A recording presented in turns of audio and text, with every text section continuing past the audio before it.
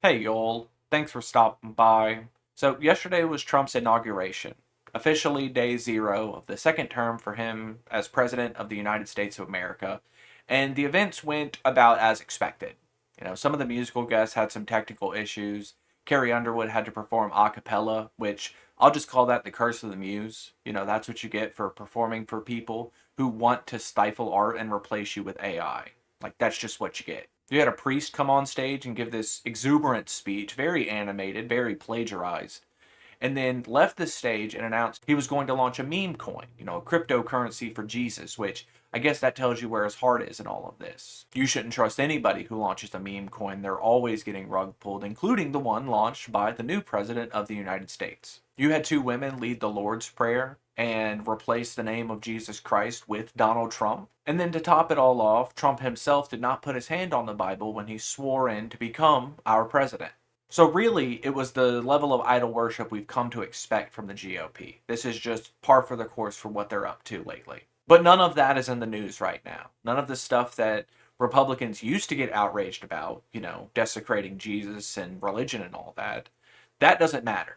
Instead, we're all focused on the first buddy himself, Elon Musk, and his weird gesticulations on stage. None of the stuff he said on stage matters. Everybody who's been following Elon Musk for long enough knows that he's not the best public speaker. He ums and ahs a lot.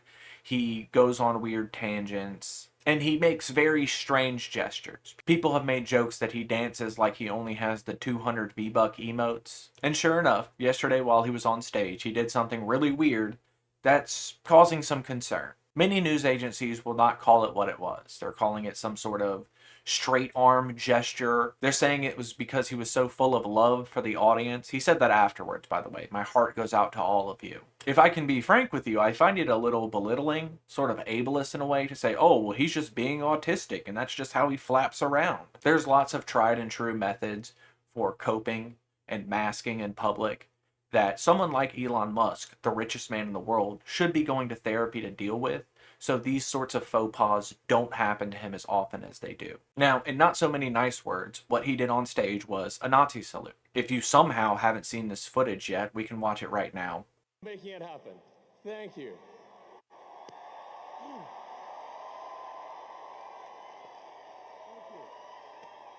And I know that footage looked very shaky in hand cam, but that was live footage. And it's important to show the live footage because if you watch this through a news outlet like, say, NBC, they deceptively edited that out. And I just want to say thank you for making it happen. Thank you.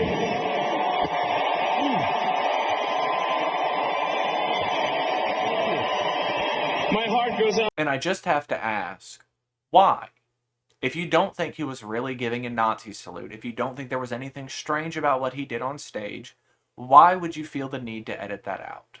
Lots of people are going to bat right now, saying that this was not a Nazi salute. Most notably the ADL, and I find that crazy because these are the same people who said it was anti-Semitic to wear one of those like checkerboard Palestinian scarves, the keffiyeh, whatever it's called. They said that's anti-Semitic to wear that on a college campus, but the richest man on earth can go on stage and give a Nazi salute to the crowd, then turn around and give another Nazi salute, and that's not anti-Semitic. That's not a cause for alarm. There are certain people who are putting together these image collages of past and current political figures who have their hands raised in the same sort of position as a Nazi salute. But you'll notice they only show you those pictures because if you watch the videos, it's very clear that they're like mid-gesture, like waving their arms around at something, pointing at someone in the crowd, and it's a still frame. And it's that kind of deceptive editing that lets you know that these people know they're in the wrong. But this isn't just me being paranoid. I'm not the only one who thought this was a Nazi salute. And it's not just people who are to the left of you who think this was a Nazi salute. Some very far-right figures are happy with what happened on stage. They're saying that this is the dawn of a new era, that this is the pendulum swinging back, that now that the far-right is in control of the United States, they can start pushing their agenda the way that they want. And certainly, that was in Donald Trump's executive orders that were signed after he finished his little inauguration. He made a whole spectacle of going on stage and signing off a bunch of paperwork for what laws we're going to have in this country, and I just really hope that you're ready for what's going to happen.